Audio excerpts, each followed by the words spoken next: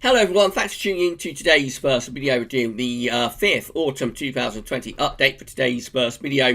So it's going to be a little bit of a QBO special. We're going to be looking at what's going on with the QBO state at the moment. Of course, a very confused state with the Quasi Biennial Oscillation.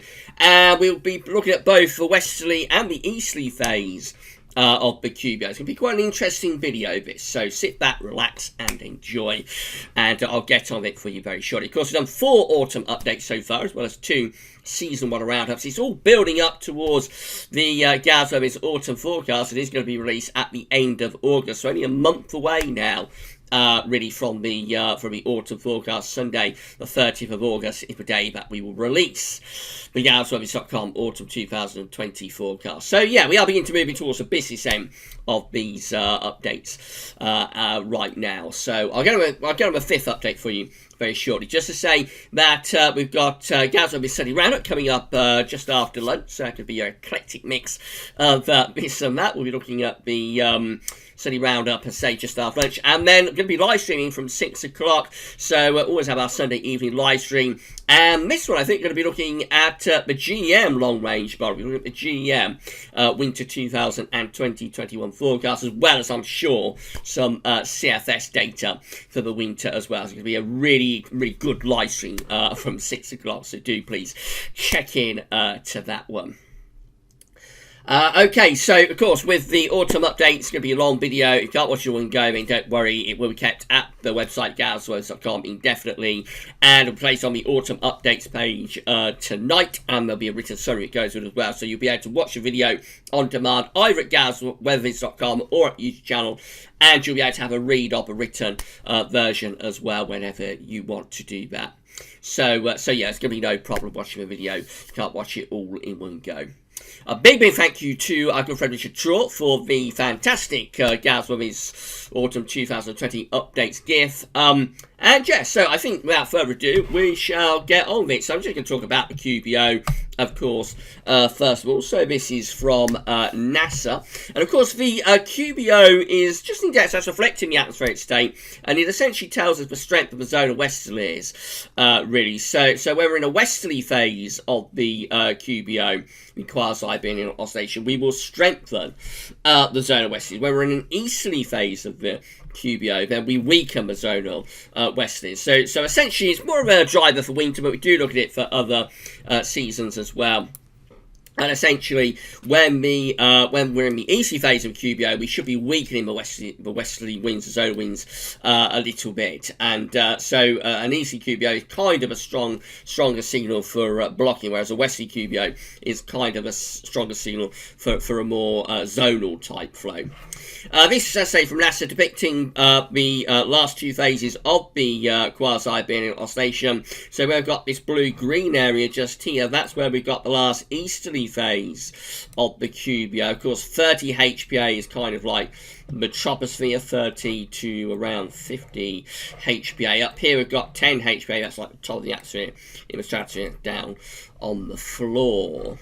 So that's the last easterly phase of the QBO from 2017 to 2018. This browny, sandy coloured area is the last westerly phase of the QBO. That's the last westerly QBO from 2018 into 2019. Now, where we've got this blue-green area up here, that's where the easterly QBO should have been descending from the stratosphere down into the troposphere. As we see here, we should have seen a descent of the easterly QBO. It should have done something a little bit like that.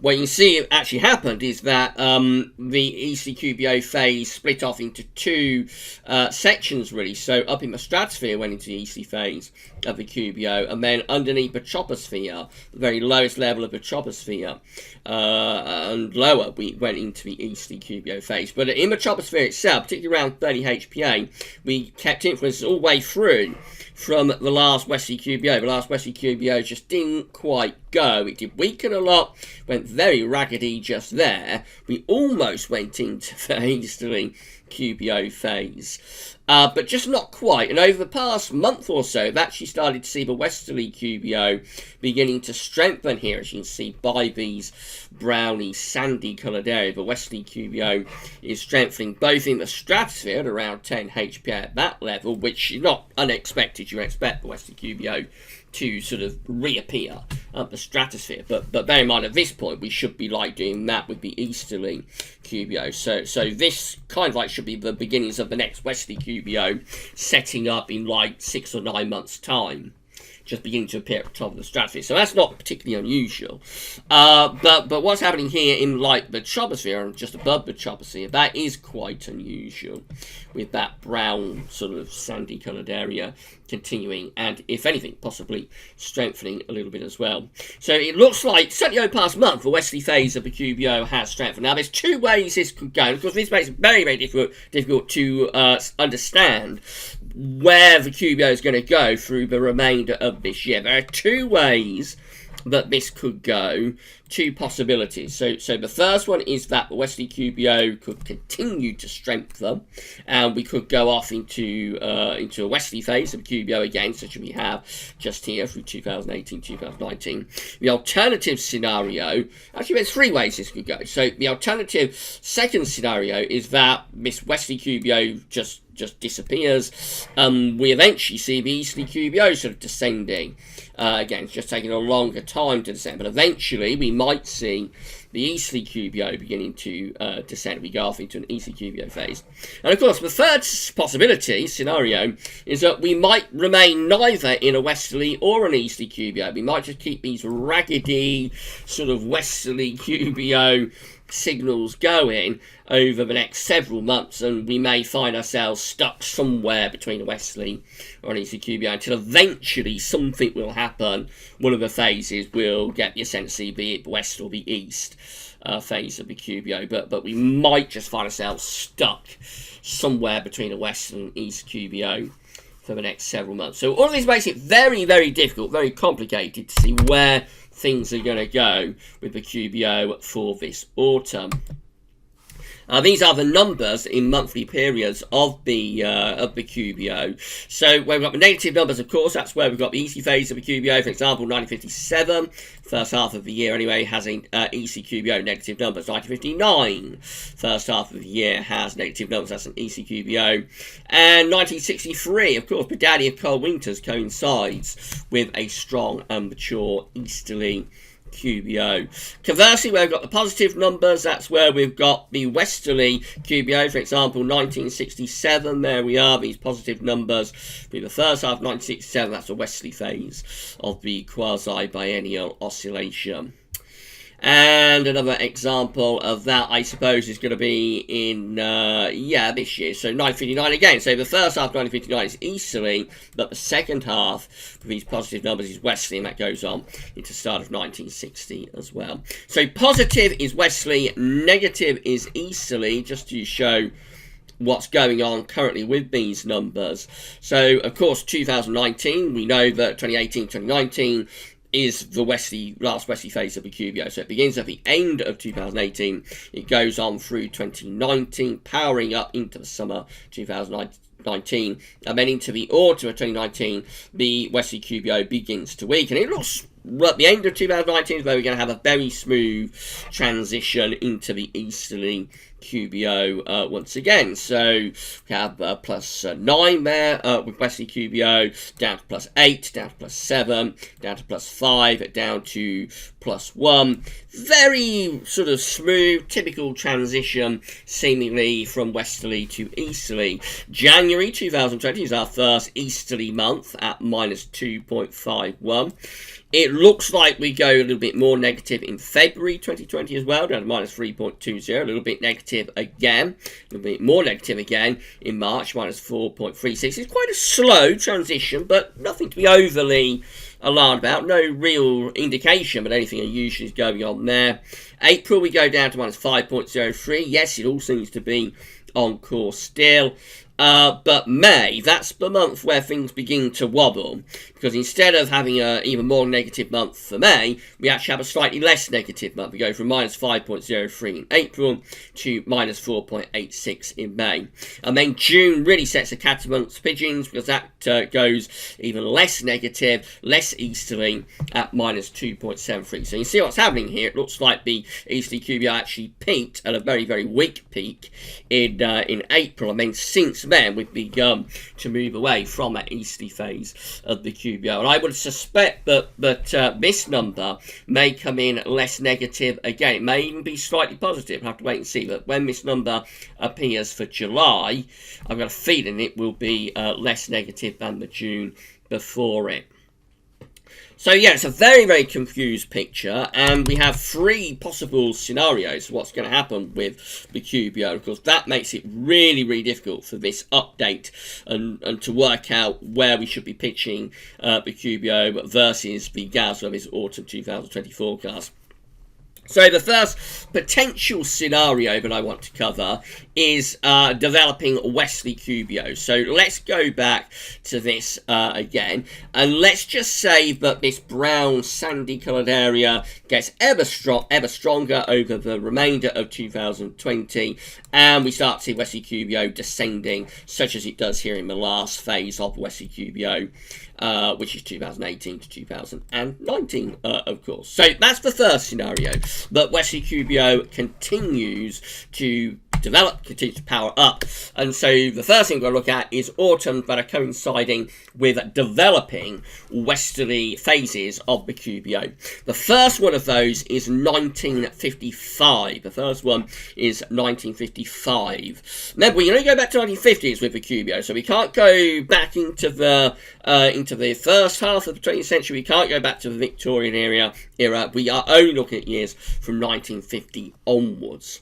Before then, we didn't know there was any such thing as the Quasi Biennial Oscillation.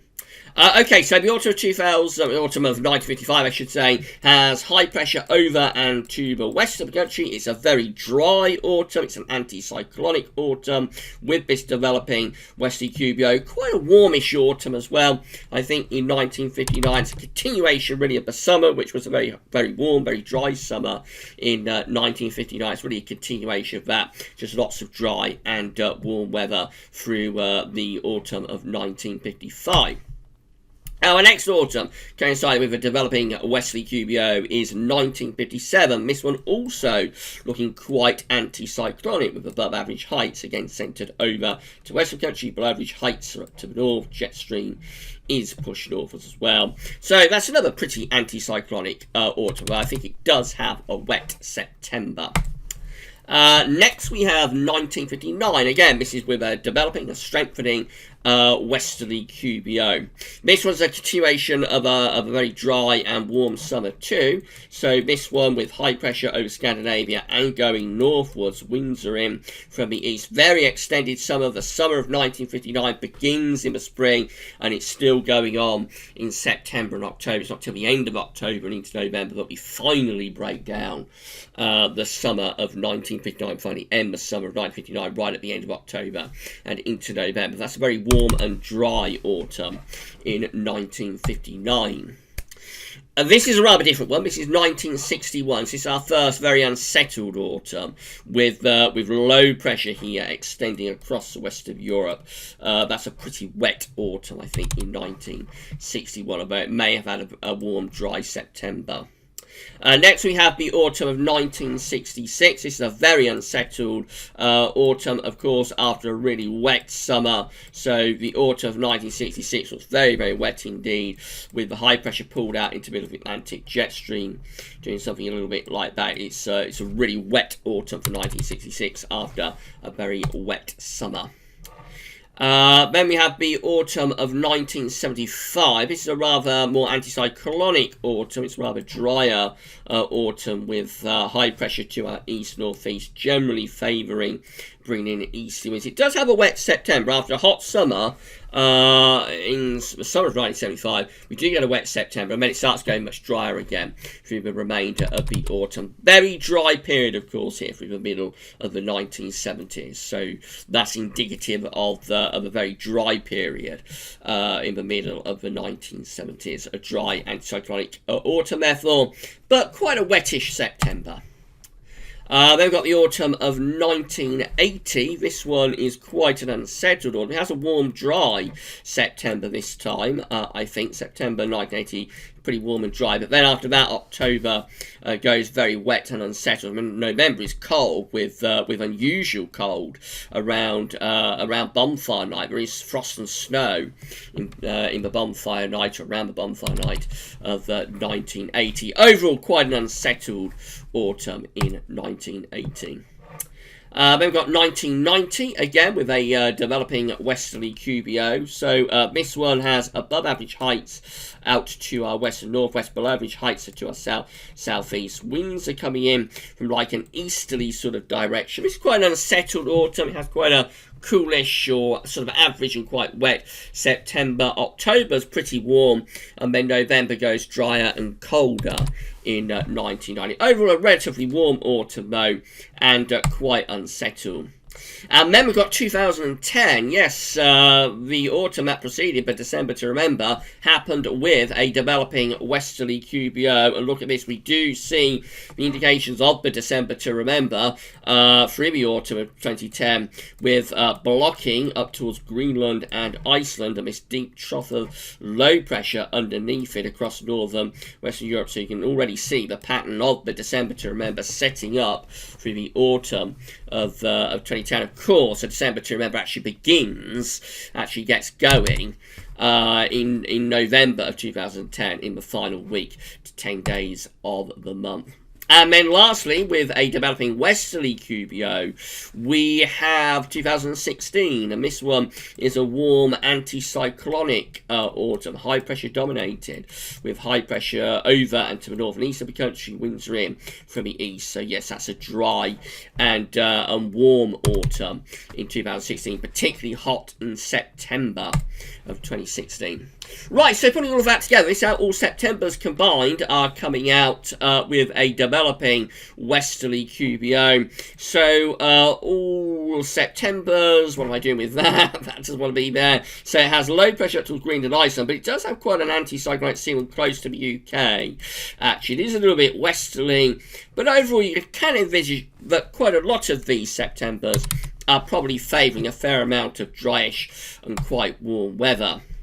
All Octobers combined looks very different. So this is how all Octobers combined look with a developing westerly QBO. Higher pressure building to our north then, lower pressure to the south. It's still probably quite dry, but it's a different air mass to September, and could be a cooler air mass too, bringing in the winds from like more of an easterly type direction, which in October is going to be quite cool a lot of the time.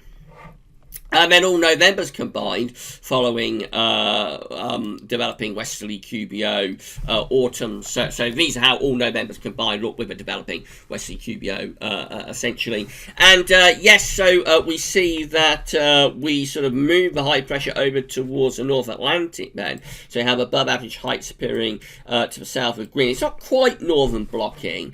It has below average heights sort of to our south around here. Could be a little bit more unsettled in these Novembers. Could be a little bit of cold potential as well, but it's not a classic northern blocking signal, because you need to get that high pressure much further north up towards Greenland. Nevertheless, a little bit of a colder signal perhaps for all Novembers combined.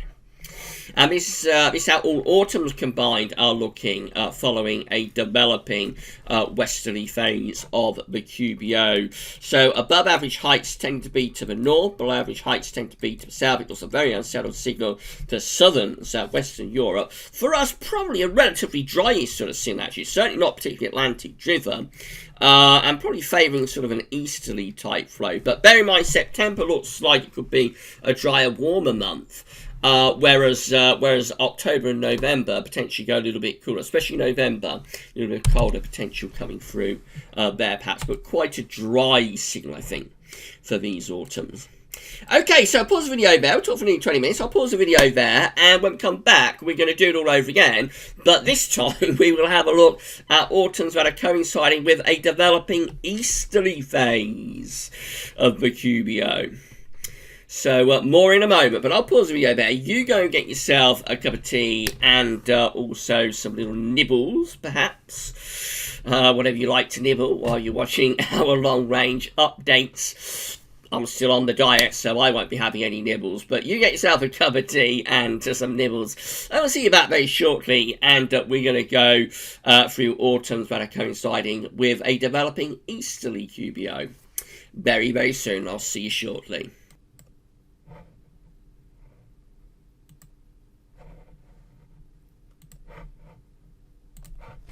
Hello there. So we're going to have a look at autumns with a developing easterly QBO. Next, did you like my little Obi-Wan impression? Maybe I'll try and maybe I'll try and sort of refine it for the live stream later. But we're going to look at, I shouldn't have done that, should I? We're going to have a look at autumns that are coinciding with a developing easterly phase.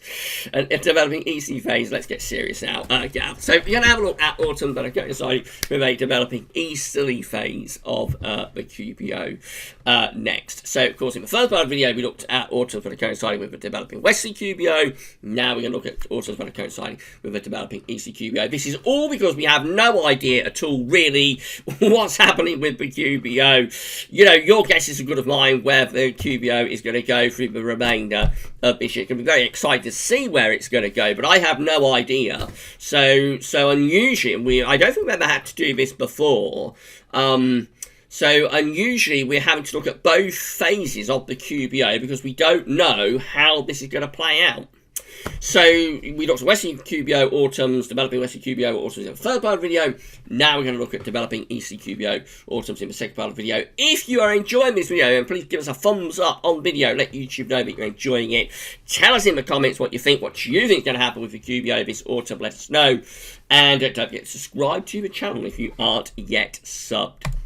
Okay, so let's go back to this then. So, of course, the first thing that we talked about in terms of this autumn is what could happen, what ramifications could be if the Westerly QBO, which has sort of increased over the past month or so just here, if that Westerly QBO was to continue to power up and we go into a proper Westerly QBO phase through this autumn, such as we have there from 2018 to 2019. Of course, we've done all that in the first part of the video.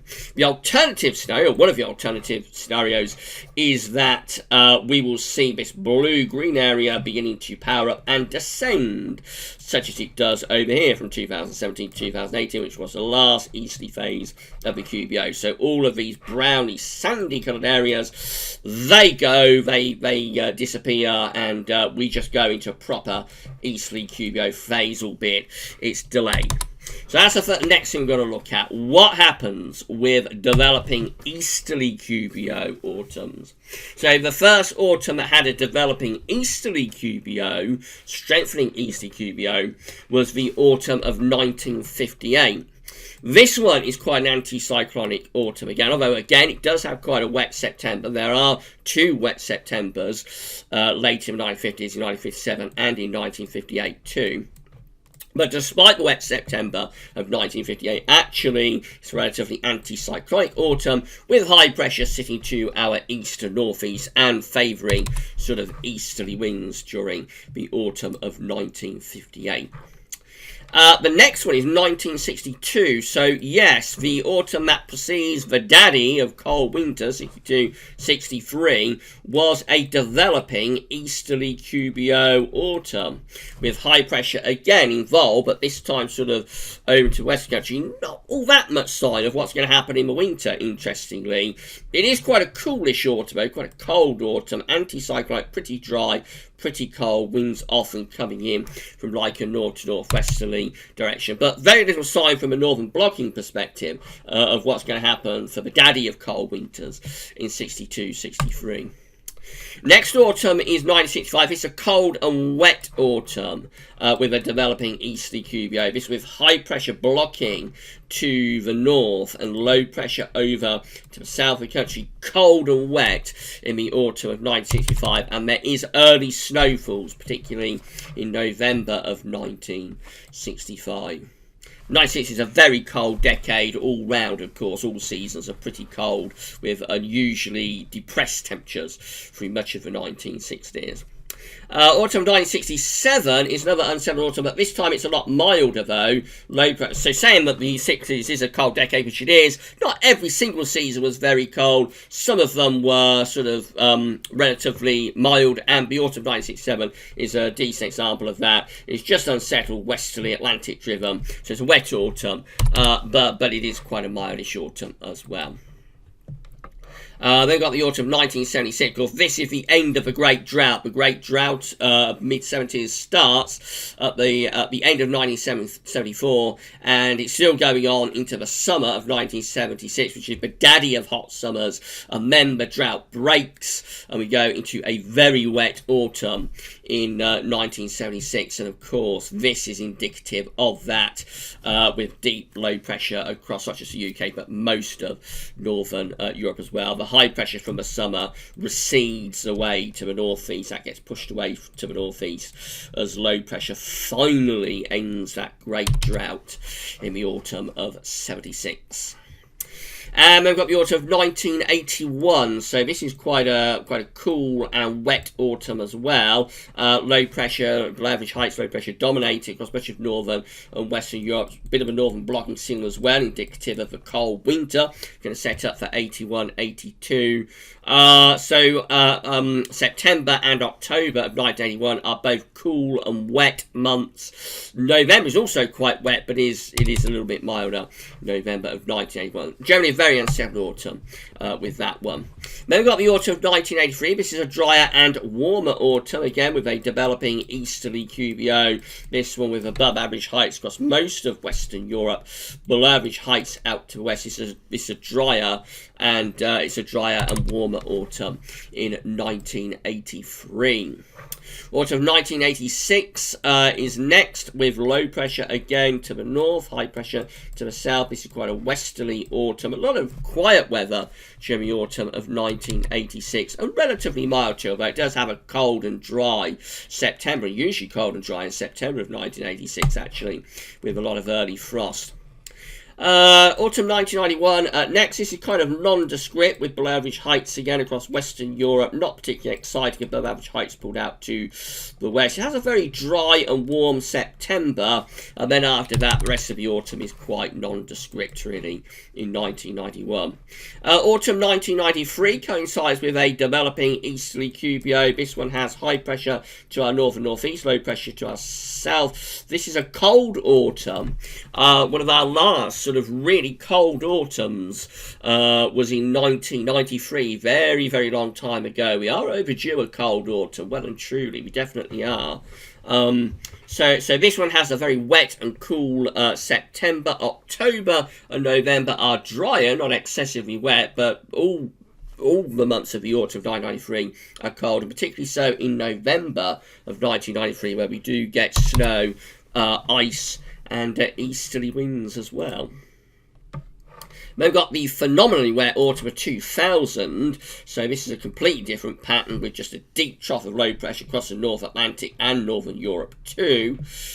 We do have this blocking area of high pressure to our northeast as well, and that sort of causes this low pressure trough to get stuck, and so it's just a phenomenally wet autumn in 2000, extraordinarily wet with tremendous amounts of flooding. And then our next developing easterly QBO autumn is 2009, so preceding the cold winter of 09-10, of course. This one with above average heights down to our southwest, below average heights out to our west-northwest. Bit of a westerly flow. This is a very dry autumn through September and October. It's actually a drought through September and October of 2009. Not excessively warm, but it is exceptionally dry, particularly in October of 2009, which I think is the driest October since 1978. And then it just turns on a sixpence. It completely flips, like clicking your fingers, and we get into extraordinarily wet November. And then, of course, we have a cold winter in 09-10.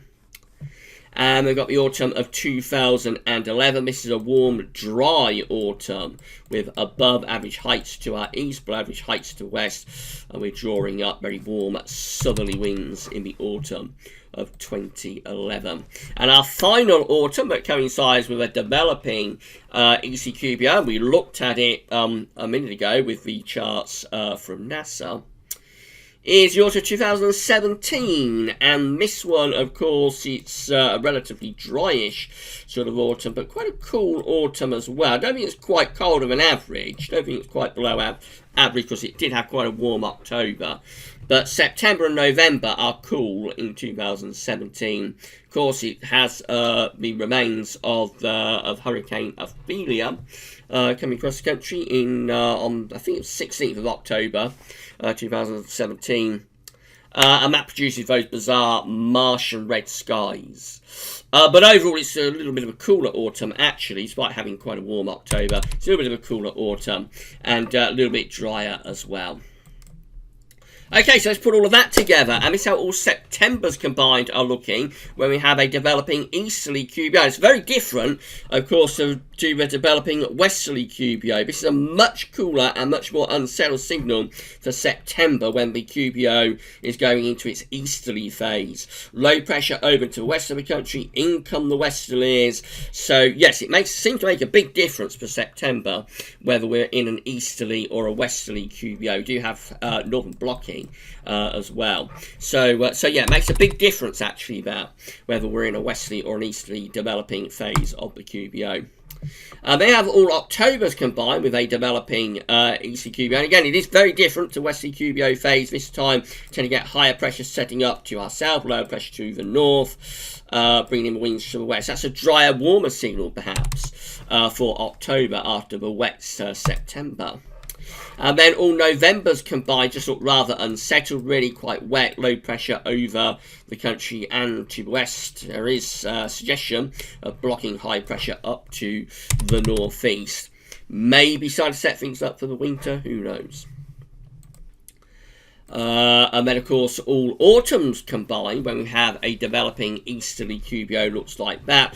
Overall, it is an unsettled signal for these autumns. Low pressure coming in from off the Atlantic. Bear in mind, a lot of that's down to what's happening in September, and to some degree in November, October does look just a little bit more anticyclonic. Now, there is one final potential scenario that could play out with this autumn. So let's just get rid of that. There's one final scenario that could play out. And that is that we just keep the current scenario going. We neither go particularly into a westerly QBO phase or an easterly QBO phase. We just keep these raggedy, browny, sandy coloured areas going through the troposphere. Easterly is up here and up here, a bit of westerly there, a little bit of westerly in the troposphere, but we never quite go into either an easterly or a westerly phase of the QBO. And that has actually happened once before. So let's just go back to this chart, and this was flagged up by my good friend Richard Trott, first of all, I think. You picked this out around a month ago. So let's go back into the 1980s. There is one year where we did have this kind of scenario that was neither westerly or easterly for many months. So this is 1988, 1989. And so we begin 1988 with a westerly QBO. That's fine, no problem there. Proper westerly QBO through the first half of 1988. Into the summer of 1988, we see westerly QBO reversing and going easterly. Notice these negative numbers appearing. But they never strengthen, they never power up through the second half of 1988. Just keep very slightly negative. Minus 3.96, minus 2.58, minus 2.29, minus 1.58. Almost back to westerly QBO in November of 1988 at minus 0.84. Barely into an ECQBO in December of 1988 either, minus 2.42. And so it goes on to 1989. Interestingly, the first half of 1989 has these just slightly negative numbers. Not enough really to be able to say we're in a proper easterly QBO phase, but obviously you're not in a westerly QBO phase either. Just generally stuck somewhere between westerly and easterly, until the summer of 1989, when finally, all of a sudden, these much deeper, stronger negative numbers appear, and so that's a proper easy QBO phase, finally powering up, sort of in the second half of 1989. But it takes a very, very long time to get there, almost a year. Stuck neither between easterly or westerly QBO phase, and it is a possibility, maybe it's even a probability, that is what happens with this autumn, that we never go into either an proper easterly or westerly phase of the QBO. We just remain stuck somewhere in between. And so the last time that happened, perhaps the only time that happened that we know of, is 1988.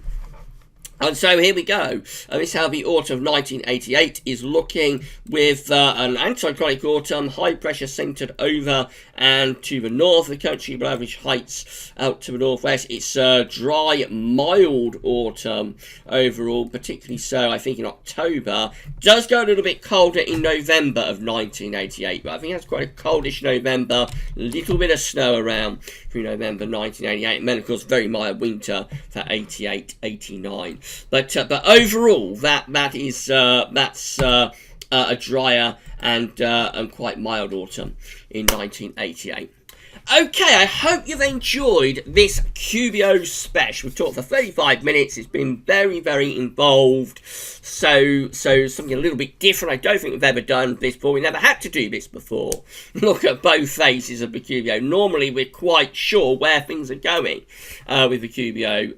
But this is a first, I think, that we've done this, looking at both the easterly and also the westerly phases of the Quasi Biennial Oscillation autumn. Right, this video we place on the autumn updates page, and there'll be a written summary that goes with it as well, and I'll get that done for you tonight.